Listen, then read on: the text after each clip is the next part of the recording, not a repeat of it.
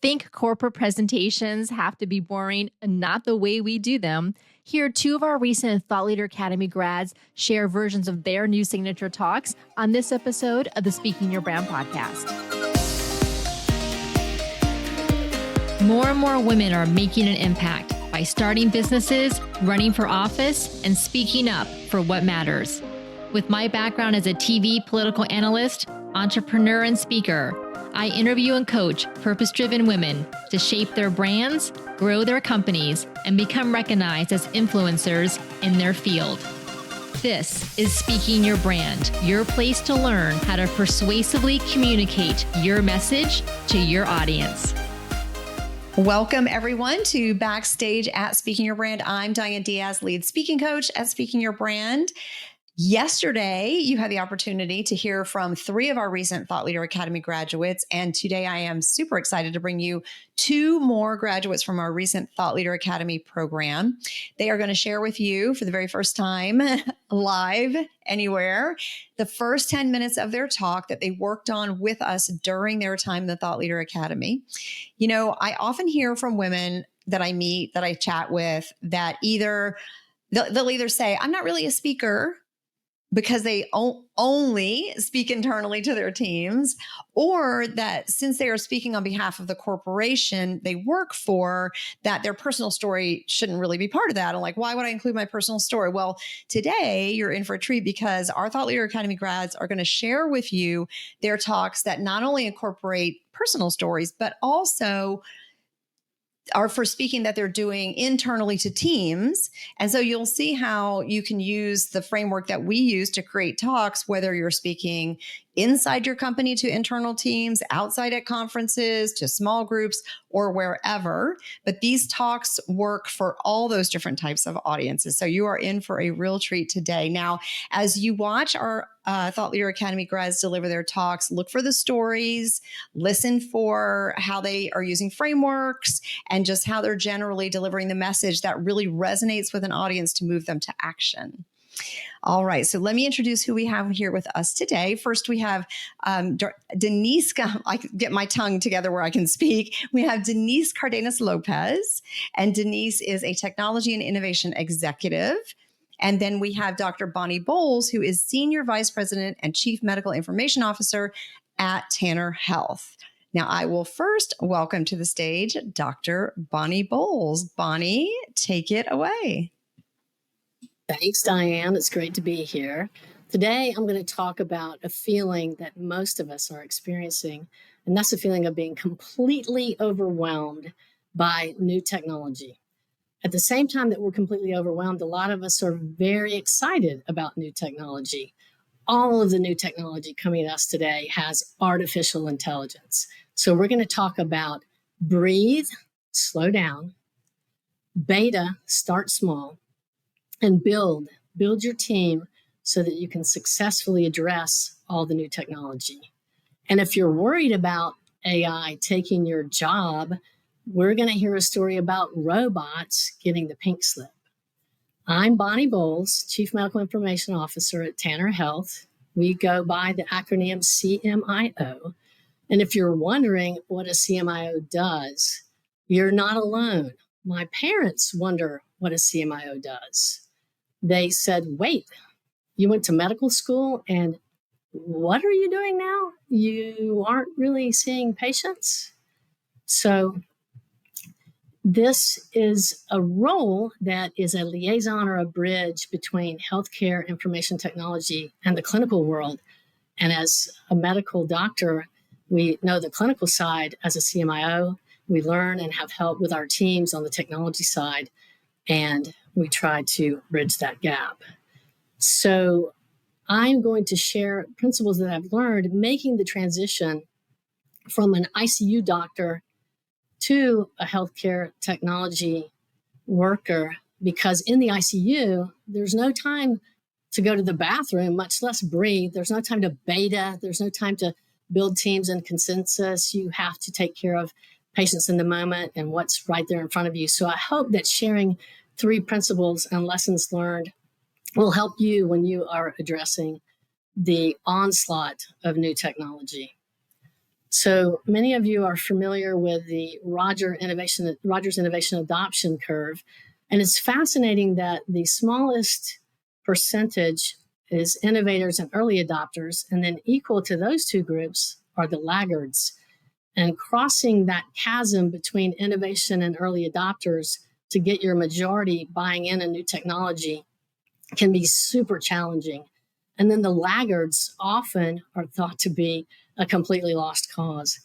I myself must confess that I was a laggard, but more about that later. We're going to get to principle number 1, and that is slow down to go fast. We know the story of the tortoise and the hare, and we know how that turned out. Slowing down to go fast allows you to really think about and address the problem that you're trying to solve. And sometimes more importantly, to look at the resources that you have to solve that problem. And often during this phase of looking at new technology, we have to tell our teams, the answer is not no, we don't want you to implement that new technology or have that. The answer is yes, yes, if. Yes, if we have the resources, or yes, when we finish the other 15 projects that we have going on right now, because sometimes going fast is a recipe for failure. So I'm going to tell a story about my mom that I hope ties in that principle of slowing down to go fast. Does anybody remember this Hungry Hungry Hippo game? I may be aging myself, but this was a game that we liked to play. You press that lever and advance the mouth of the hippo to try to grab those marbles. Well, little did I know until my niece had a graduation party and my sister thought it would be a great idea to do this. There is an adult version of the Hungry Hungry Hippo game. It's a giant inflatable, and adults actually strap themselves to a bungee type cord and run out and try to get to the center of that giant inflatable and grab those marbles or the little balls to win the game. It's quite challenging, and the bungee cord is pulling you back and you're bumping into one another. My mom is the joy of our family, the glue that holds our family together. She rides bikes with her grandkids, plays basketball, gets on the floor with her great grandkids. The Hungry Hungry Hippo, however, was a little challenging. Mom decided she wanted to play, had a great time, but towards the end of the game, she experienced a knee injury. And so that sidelined our mom, and this is where she ended up in a hospital bed after a knee replacement for underlying arthritis that the injury just really highlighted. So the good news is, because of the great shape that my mom was in, she did well with surgery. She did so well with recovery. She was up and ambulating after surgery. She passed all the milestones to be discharged home. The bad news was the nurses, who are very, very busy, were not able to discharge her. They came and told her they had the discharge order. They were ready to send her home, but they needed to go admit a couple of patients who had been waiting, and it would take at least 2 hours or more. So my mom looked very discouraged. The whole family was upset because everyone is more comfortable at home. But the nurse said, you can go home if, yes, you can go home, if you'll let our virtual nurses do your discharge. My mom said, absolutely, bring it on, let's do it. So the screen in her room became a two-way video audio, and the virtual nurse went over my mom's surgery, her post-op course, the expectations, her physical therapy plan and follow-up, her medications, her new medications. And my mom was discharged in less than 30 minutes. This highlighted to me the epitome of innovation, making a huge difference for patients and for the nursing staff. Now, the sad thing is that I realized that the nurses at Tanner Health, where I work, have been begging for this technology. They want it implemented yesterday. But we currently don't have the resources and the staff to successfully implement this because of all the other competing projects. So what I have learned to continue to leverage the technology and keep the team excited about what's coming is to teach them about slowing down to go fast and understanding that while we have a problem we're trying to solve, and that is discharging patients in a timely manner, we aren't quite there yet with the resources in addition to the influencers and champions, which is a principle we get to later. So slowing down to go fast is the first lesson learned. The second lesson is start with a pilot. Start small, beta something, start with a pilot. Pilot, don't plunge, is what I like to tell the team. There are a lot of pilots happening in healthcare with new technology. There are a lot of robotic things happening, and there are robots in hospitals that are being deployed to deliver supplies, deliver blood, deliver telemetry boxes, deliver labs to the lab, medications to the bedside, keeping the nurse at the bedside. Hospital robots in one health system saved the staff 14 million steps over a year. But those kinds of technologies need to be piloted so that they can be tweaked and improved, because what you don't want to happen is for a robot to go rogue in real time. So there was a large healthcare system with 19 floors and 90 robots, and their robots had a traffic jam trying to get in the elevator, and they all came to a complete standstill. The good news is this was a pilot before the hospital was occupied. So by the time the hospital opened and they actually had patients and staff, they had worked out those problems with the robots. Not so much for a hotel in Nagasaki, Japan. The Hen-Na Hotel, which translation means strange hotel, they had robots checking guests in, taking their information. They even had robots that were concierges that would respond to the guest requests, that would deliver things to the rooms, help get the luggage to the rooms. But what they found was those concierge robots mistook snoring for a cry for help or a security problem, and they banged on the door in the middle of the night, waking guests up because of the snoring. And so this was not piloted. If they'd piloted these robots, they may have avoided that problem by realizing the robots needed to be reprogrammed, not to think that snoring was a call for help. So those robots got the pink slip. So the second principle is start with a pilot. The third principle is find your influencers and champions. And remember, I told you that I must confess that I was a laggard. When we went from paper to the electronic medical record years ago, was not very happy with that and did not want to participate. This was not me on the left. I was not a happy camper. I am the doctor on the right that wanted to throw the whole kit and caboodle out the window. In fact, the person that was trying to help me and train me told me that if she heard one more cuss word come out of my mouth, she was going to call my mother. So much to my complete surprise and amazement, I was asked to be the physician champion for the transition from paper to the electronic health record. And you can imagine that I said, "You have got to be kidding me. I hate this." But thinking back to the innovation adoption curve, the goal is to take some of those laggards and make them your champions. If you can get those to be your influencers and combine them with your early adopters and innovators, you're going to win over that majority much more easily. And more importantly, you're going to pull those laggards along. So there is hope for laggards. I am living proof that there is hope for laggards.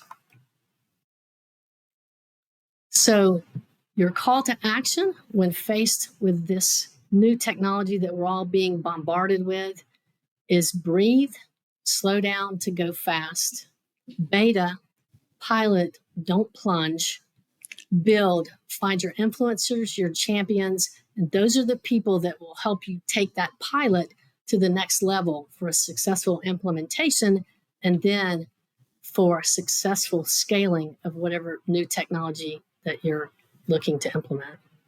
And whatever you do, don't stay at a hotel with robots that are concierge until you find the answer to the question whether they think snoring should be extinguished.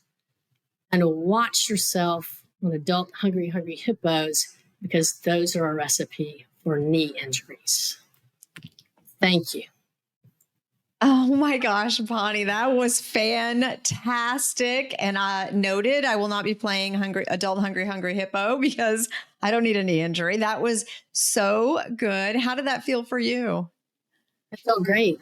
Good, good. And yeah, I know you said at the beginning that you were a little bit nervous, but that did not come through at all. How did it feel nervous, or did you feel confident, or what are your thoughts? I think once I get past the first few sentences, then I don't feel nervous. Yes. But there's a little bit of Mhm. brain block with the first few sentences. Like, wait, what was I? Why? How did I want to open? I practiced this. I know this. But once that hurdle is overcome, then the rest of it was I felt less nervous. Yes, I And think I that. think Yeah, go ahead. Go I was ahead. gonna say, I think I talk really fast also. So I was really trying not to talk so fast. I got great Oh, advice from my team. I practiced with my team and they said, hey, look at your first principle. I said, what do you mean? They said, breathe. You're not breathing. So that was great advice. that is such good advice. Well, you definitely implemented it because I felt like you had exactly the right pacing. So I know most of us do. It's a really good point because most of us have a tendency to speak really quickly, I think, because we are a little bit nervous and then we just rush through it. But you really paused in the right places and you took your time and let the stories unfold. And you did a great job. It looks like you have some fans watching. So wonderful, wonderful, Dr. B. Fantastic job from Tyann Davis. So I don't know if any of these names are familiar. Yeah. So Thanks, Diane. Mo is on. She said, fantastic presentation. Carol's on. She said, that was awesome, Bonnie. So well done. So we'll get to some more questions for you in just a minute. So sit tight. Now we're going to welcome to the stage Denise Cárdenas López. Go ahead and take it away, Denise. Thank you, Diane. It is great to be here and sharing for the first time part of my talk. So I want to start today by introducing you to three figures. You might not recognize them from their silhouettes or even their names. Tabitha Babbitt, Mary Anderson, and Josephine Cochrane. They didn't wait for permission to innovate. They didn't wait for the perfect conditions. They observed, they acted, they changed the world in their own way. We will come back to them later, but they represent what I'm about to share. They saw problems differently, and this is how we solve big challenges. Not with a perfect plan, but with someone who dares to see the problem differently. Someone who asks, what if this could be better? And that question and that curiosity is where innovation begins. It is a question every one of us can ask. And when I think about the courage to challenge the status quo, I am reminded that even today, many of us working in energy and nuclear are still misunderstood. And still amazes me how different the perception is from the reality. So when people hear that I work in nuclear, the reactions are priceless. Some friends think that I am a mad scientist, sparks flying everywhere in a secret lab. My kids, they imagine I am a superhero scientist and engineer, saving the world one atom at a time. And some people, they imagine I spend my days next to a giant red button marked "Do not press," or perhaps glowing in the dark at night. But the truth is, just like these pioneering women, that the work that we do is far more powerful and much more human. We solve problems that matter, we work with complexity, and we are building the future. And I have seen that up close. Over the last 20 years, I have led teams through major engineering programs, working on highly regulated industry, not just building capability, but building people. Today, I serve as Vice President for Strategic Capability and Integrated Delivery at Amentum, which means I help shape how we grow talent, how we connect technical expertise, and deliver with purpose across our international programs. So what I'm sharing today, although will be a simple concept, it is built on lessons that come from leading in with complexity. And of course, the challenges that we face aren't small. So across the world, we are struggling to solve what is not known as the energy trilemma, which is how do we deliver energy that is secure, that is sustainable, and that is equitable all at once. So energy security means know that we have the lights on, even when the demand on energy is high or at times that are uncertain. Sustainability means using resources wisely and protecting the planet for future generations. And equity means making sure everyone, not just the wealthiest or most developed, can access clean, reliable energy. So balancing all those three is not just a technical challenge, it's a leadership challenge. And this is why this concept of the power trio comes in. And in all the challenges I have worked on, one thing has become crystal clear as that we in the energy industry, engineering industry, we do not lack ambition, but we often lack is an integrated approach. And that is the shift that we need to make. So in 2020, as I worked major projects and I led teams through very complex change, and including the pandemic, I felt the need to create a model that could help us think and grow and lead differently. And that is how the CIS model, or the power trio of growth and economic impact, was born. And it's built on three essential lenses: sustainability, innovation, and skills. So in ways that they are collaborative and so that we integrate value that lasts. I will take you today through the first pillar and maybe a high level on the second pillar as well. So sustainability is just not only about the climate targets and carbon reduction, which is really important. I add a different or an additional lens. One is building sustainable careers where people can grow, where they can thrive and feel that their work matters. It is about sustainable organizations, so ones that give more that they take and that contribute to their communities and the broader economy. And yes, it is about a sustainable planet where our innovations support that environmental restoration and not just efficiency. So one of the moments that really cemented for me the importance of what I now call the power trio was a project that I led to secure a nuclear site license for a waste processing facility. And for those outside the nuclear sector, a site license is a government approval, a legal approval that allows a nuclear facility to operate. And it's really complex, multiple stakeholders, but it is about trust to bring all these people together and the challenges that they come with that.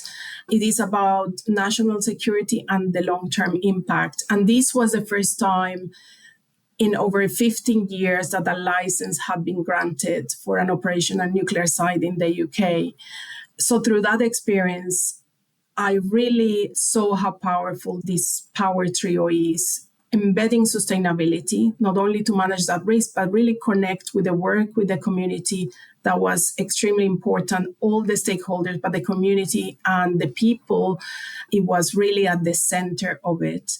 Then we applied innovation and navigating that challenging regulation. And we also invested in the skills, created local jobs, built internal capability and preparing people to operate this new site. So we deliver great value, measurable value to the UK taxpayer. We secure long-term national capability and we enable the business also to grow with confidence. And this idea of the long-term integrated impact is really important. So we have a global responsibility. And as Damilola Ogunbiyi, CEO of Sustainable Energy for All, reminds us, developed countries must do more to support emerging economies on their path to a greener future. And that is exactly where the CIS model or CIS model of growth and economic impact matters, because when we lead through that lens, we deliver that value that is shared, that is scaled, and can be lasting. The second pillar, I won't go in deep, but it is innovation. And innovation is not always about the breakthrough inventions or the newest tools. It's about the courage to see things differently, to be curious, and it starts with observation. It goes through creation, looking for better processes, new ways of working, and succeeds through collaboration. But more than the technology, is about the mindset as well, and that is how we accelerate progress. I wanted to share with you just a little bit about the technologies. These are here the next generation nuclear technologies that they are designed to be smaller, safer, and more flexible. So we can bring clean energy to more places faster. And the teams that I lead are actively involved in these advancements. I also have Dr. I can't see her name right now and it escapes me, but our biggest challenge, she's a former secretary in working with DOE in the US, and she reminds us that right now our biggest single source of clean electricity in this country is nuclear, and this is not the case only in the US, but in countries like the UK.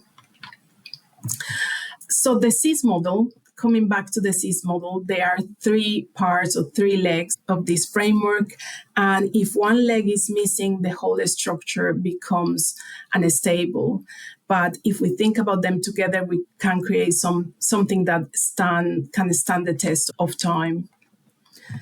So now I want you to imagine the future where every home has access to clean, affordable energy, no matter where you live or what your postcode is, how we say in the UK. Imagine a workforce where young people, especially girls, see engineering and science not as a distant career, but as a place where they belong and they can thrive. And imagine decisions made today by governments, by business and leaders that don't just solve short-term problems, but look at a safer planet and fairer planet for the next generation. So there is 2 simple actions I love for you, our audience, to take. First, in the next 48 hours, have a conversation with someone, a colleague, a friend, your child, about the kind of legacy you want to leave. And I want you to name it and own it. And the second action is to take one challenge you are facing, big or small, and apply this power trio lens to it. It can be in your home or can be in your work. Where is the sustainability gap? Where might there be an innovation blind spot? And is there a skills opportunity for you or for someone around you? And sometimes the shift starts with just asking better questions. So now I want to go back where we started. Do we know these women? So Tabata Babbitt saw men wasting effort. She saw the two men saw only going in one direction. So she invented the circular saw. Mary Anderson watched drivers struggle in the rain. So she created the windshield wiper. And Josephine Cochrane saw dishes being chipped and built the dishwasher.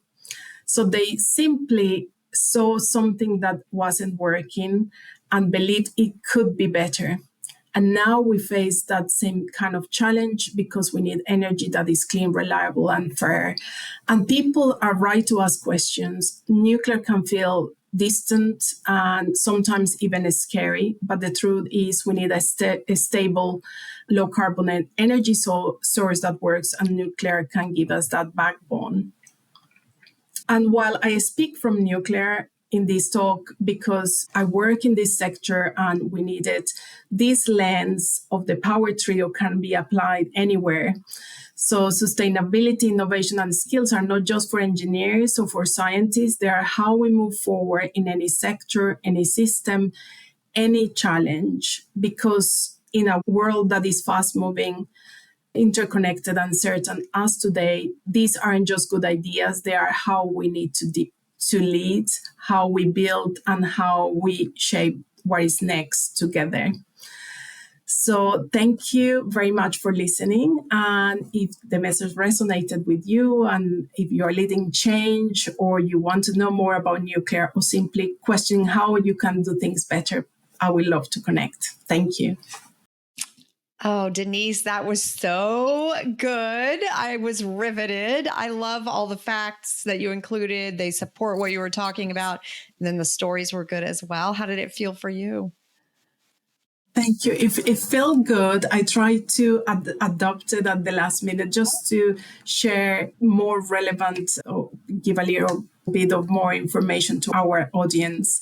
As the talk was intended for women in nuclear, the examples can be personal, but they are also more technical. So yes, I am very pleased to have the opportunity to share with you. Yeah. Good. Well, you did great, and both of you did amazingly. So let's go into our roundtable discussion, and I want to pose some questions to you. Now, we'll start with you, Denise. You just mentioned that you had adapted your talk for a more, let's say, generic audience versus specifically towards women in nuclear. And that's the beauty of this signature talk framework that we use to create your talk. So, how did it feel? You and I actually worked together. I don't even remember how long ago it was now, but so we worked together in a VIP day on your talk, and you did create it with a specific audience in mind, which was women in nuclear. And I believe, have you given this talk? I think you have, yes? No, I will do it in July. We initially, so going through the VIP was fantastic. And we originally, if you remember, because it was a while ago, I wanted to create a talk for women in senior leadership because of the lack of the diversity in decision making. And as we talk, I talk about this framework that I had created, and where you convinced me and what we decided really is that any other talks and the work that I do is at the intersectionality of sustainability and innovation and skills, and that any other talk could really fall from that framework. And I'm very pleased because I was encouraged by you to apply to speak, and I got accepted to deliver this keynote in July. Yes, and that's so for everybody watching. That is the power of applying. You will never know if you don't just do it. And so especially when you work with us at Speaking Your Brand, we are always going to push you to apply for those things, even if you don't think you'll get it, because this is what can happen is you actually find out, oh, we actually do want you to come speak to us. So that's fantastic. Now, Bonnie, I know that you have spoken, I believe, now you worked with Carol, of course, on that talk, but I think you gave that talk internally. I did. Did you? Yeah. Yes. And tell me, how did that go? It went well. I got great feedback, and it was to a large group of nurses. And I think I've given a lot of talks over my career at Tanner, and I think it was one of the top 2 or 3 talks. Just felt more natural, and the framework really helped a lot. And it was fun to tell more personal stories and be a little more vulnerable. And I think it kept everyone's attention better. Yes, I love that. I'm glad you mentioned that, because my next question was going to be about these stories, because I know that it can feel, especially when we're giving talks internally to a team for a company that we work for, but also if we're speaking at a conference, it can feel weird to incorporate personal stories into something that's more a professional setting. But so, Bonnie, when you worked with Carol, I know she of course, made sure and encouraged you to include personal stories. Did it feel strange at first? Were you unsure about it? What were you thinking? Yeah, great question. It did feel strange at first, and but the VIP day was, as you all pointed out, the time flew by, and it was just fascinating to just have a conversation with Carol and then have her come up with a framework for a talk, to the point that I said, oh, wow, could you just please give my talk? So, yes, it feels a little strange at first, but then as I saw my classmates doing it and I realized how relevant it was to the topic I was talking about, then it just felt natural. And then the more we've practiced and the more tips and tricks you all have given us, it just got easier. And now it feels like, how could you not? Because it really captures the audience's attention. You can see when they're on their cell phones and they're not really paying attention. And when you're telling those stories, that is typically not the case. They're riveted by those personal stories. Absolutely. Absolutely. Denise, did you find the same? Is the sort of like, oh, I don't know about including personal stories in a talk for a conference? That's kind of weird. What were your thoughts around doing that? Yes, I think that it is something that it has been a challenge for me, but I have absolutely loved it, and that's one of the reasons that I wanted to come into the Leader Academy, was to connect more with the teams. And now we have a suite of, the beauty of the process is that you have an opportunity to think about those stories and how you can really apply them through different talks. And I had an opportunity as well through the process to do a talk that was more personal. And that was really beautiful. Yes, I remember that. That was well. amazing. Now that you mentioned that, if you maybe just tell us a little bit about, because I remember when that came up, and that was actually to a very large group, but it was a very, very personal story. So tell us a little bit about that. Yeah, so I wrote a LinkedIn post on Women's Day, and it was very personal. It was about my story growing up with my mom and my mom's story of resilience and how she didn't have anything, and how she really was a role model, building her own path. She was a role model for me, and how she shaped my leadership. But really, where I focus on was on highlighting and celebrating those unsung heroes in our lives. And that was in front of, for our division, which is around 7,000 people, and I had live around 1,000 people, but people can watch it then after.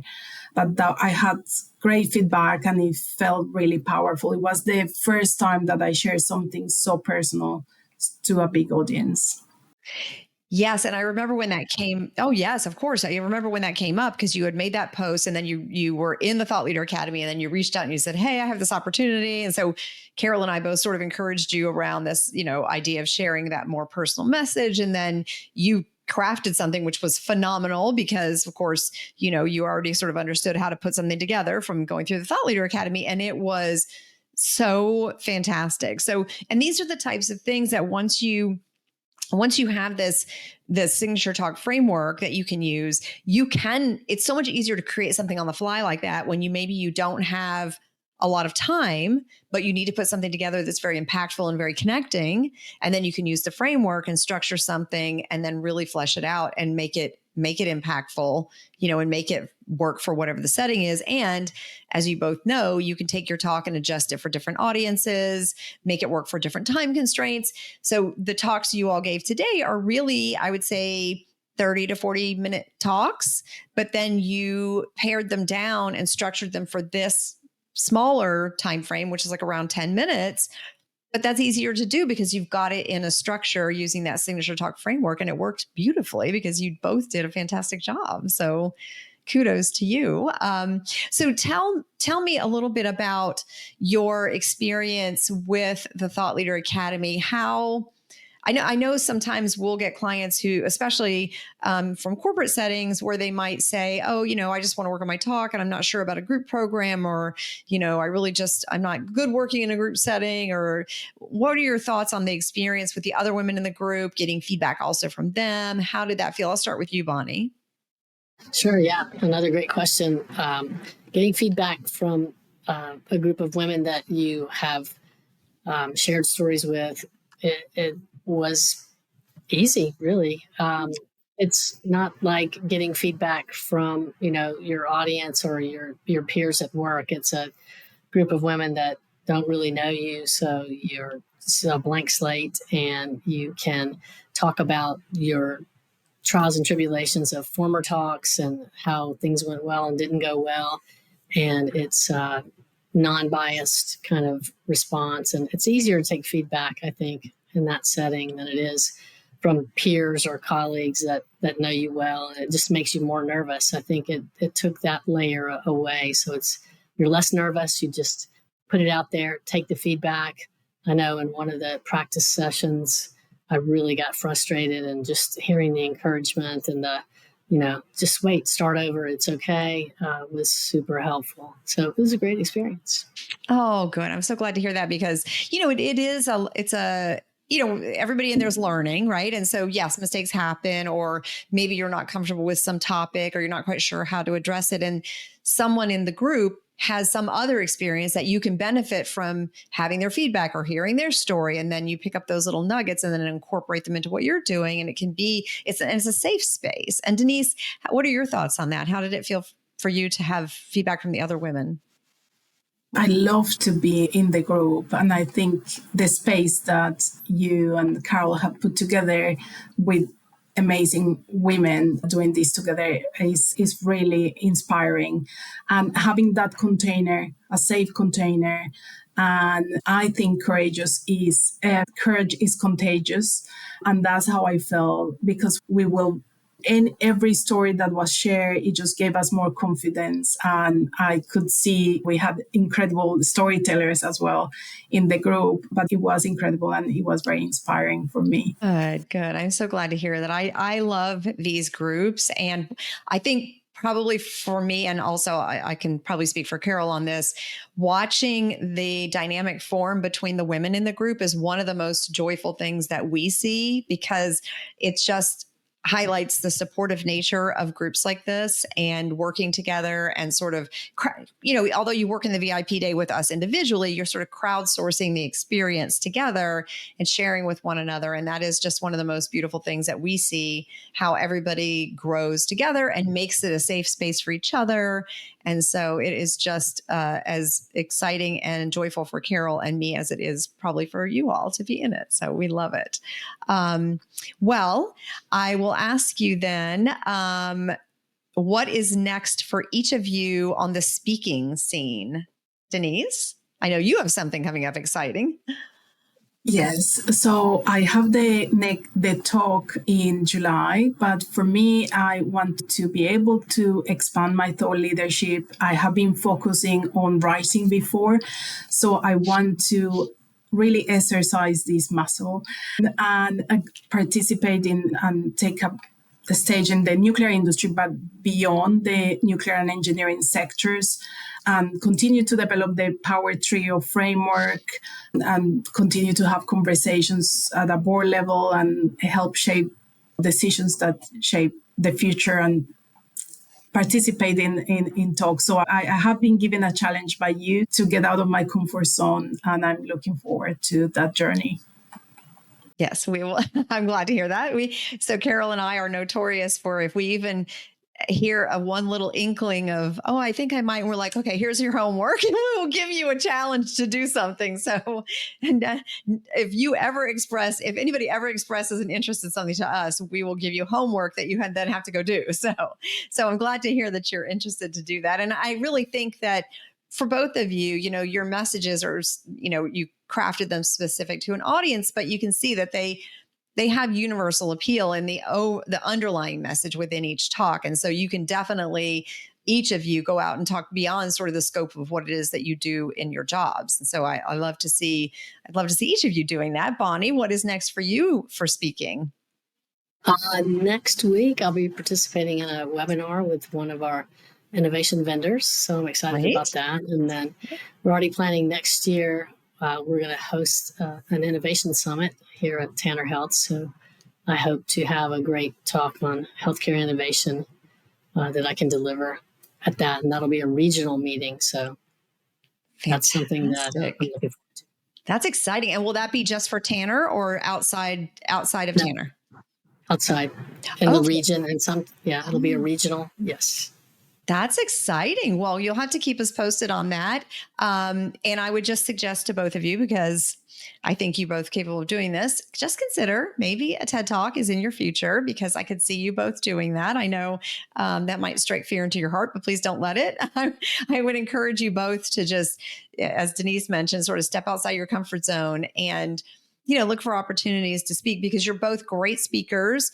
Yes, you are both speakers, right? And so we know we've talked about that in the Thought Leader Academy. We make you put it in your LinkedIn bio if you have ever spoken at all. You are a speaker, but I would love to see both of you pitch to things that might be outside your comfort zone, because I do think your voices are important, your perspectives are important, and I know the audiences love to hear from you. So keep us posted on what you're doing. And then for those of you who are watching and listening to this, be sure to connect with both Denise and Bonnie and our other grads that you saw yesterday on LinkedIn. Follow what they're doing, give them props, just see what they're doing and see what they're up to.